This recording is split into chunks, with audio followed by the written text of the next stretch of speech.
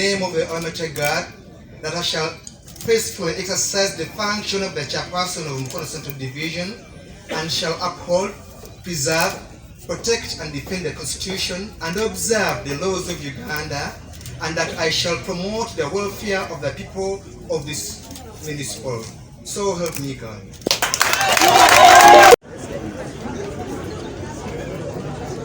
I, Babide, swear in the name of the Almighty God that I will be faithful and bear true allegiance to the Republic of Uganda, and that I will preserve, protect, and defend the Constitution. So help me God.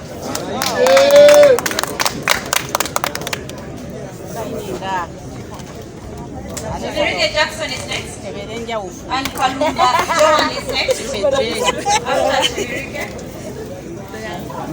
Okola wabula okulemberamu nga tukoleramu ffenna.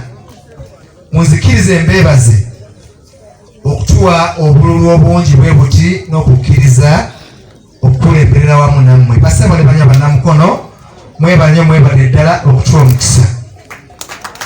Mu mukisa gwe mwatuwadde kanso yange eno egenda okukola wano erina bakansalas 38 bw'ogattako nange be bantu 39.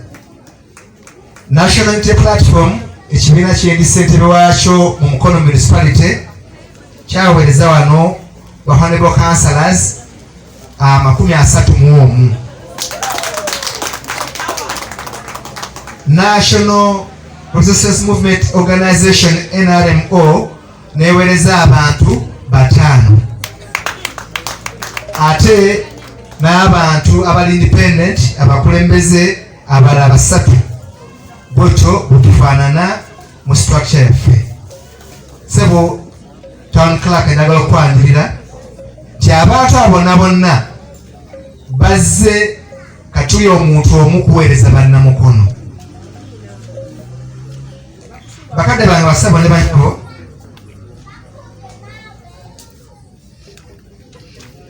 afraid, swear in the name of Almighty God that I will be faithful and bear true allegiance to the Republic of Uganda, and I will preserve, protect, defend the Constitution. So help me God.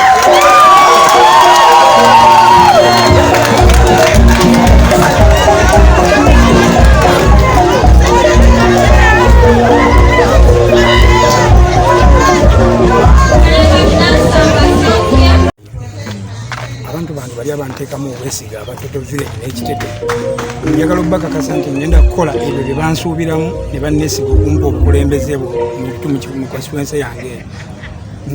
Njagala obbakakasa nti ngenda kukola n'amaanyi, ngenda kubeerera ku lw'abantu bange, ngenda kugezaako okulaba nga nfuna emirimu gy'abavubuka, kubanga obuzibu kati bwe tulina mu ggwanga abavubuka baffe tebalina mirimu.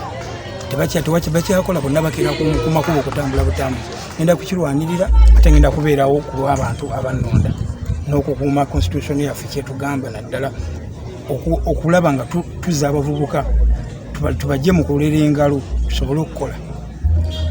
Nebaza nnyo Mukama n'olunaku luno lutuuse n'endahiro okubeera kansala w'abakyala. Nebaza nnyo abalowoozi abannamira Anthony Lwezo okunneesiga ne mumpa obululu okubakiikirira ku Central Division. Ate era nebaza nnyo ssentebe waffe Amanda Robert Peter okumpa ekifo ky'okubeera sekitale ku lukiiko olw'obufuga ekibuga kino ng'atwala ebyenjigiriza n'ebyobusawo. Nazima okutuula mu baami 5 nga gw'omukyala kitegeeza obeera mukyala gwe balabyemu omulamu ow'embavu ndi mukyala musawo mu butendeke wange. Nzikiriza ngenda kukoletawo enjawulo mu by'ekisawo mu kitundu, ngenda kubanga nfuba, ngenda kulegana ne baby'ekipinnya okulaba nga tubeera n'eddagala eryo mu byalo byaffe, ngenda kufaayo ku buyonjo kubanga endwadde nnyingi ezitutawanya ziva ku bukyafu, nja kufaayo n'okulaba nga tubeera bayonjo tutase tumuyoola. Ngenda kwenyigira mu misomo egy'enjawulo sensitization mu communities ne groupu zaffe z'abakyala mu masomero, tuzeewo emisomo mu baana okulaba nga basobola okukula nga basobola okwetangira endwadde ate nga bakola bulungi. Mukama mmwebaza olunaku luno ndi musanyufu nnyo. Mukama bawe omukisa nkulembere mu lugendo luno.